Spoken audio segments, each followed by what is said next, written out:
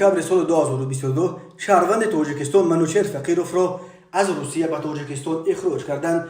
فقیروف سال 2015 در روسیه با جرم تبلیغ و پشتیبانی تروریسم به 7 سال زندان محکوم شده.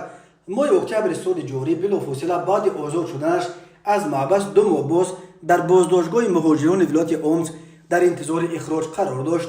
ایرینا والک سخنگوی وزارت کارهای داخلی روسیه گفت مقامات روسیه بود و باش بعدی منوچهر فقیروف را در این کشور نامقبول دانسته روز 12 دکبر به دستانش با زولانه بسته به فرودگاه اومسک آورده به هواپیمای راهی تاجیکستان سوارش کردند. بنا به اطلاع ایرینا والک فقیروف را در تاجیکستان با زولانه و حبس منتظر است، چون که او از جانب مقامات امنیتی تاجیکستان نیز با اتهام فعالیت‌های افراطی جستجو می‌شد. خود فقیروف برای شرح قضیه دسترس نیست. ایرینا والک روز 12 دکبر خبر داد که امروز از روسیه شهروند تاجیکستان منوچهر فقیروف را اخراج کردند. او از جانب تاجیکستان با اتهام دست داشتن در جنایت‌های افراطی تحت جستجوی بین‌المللی گذاشته شده است.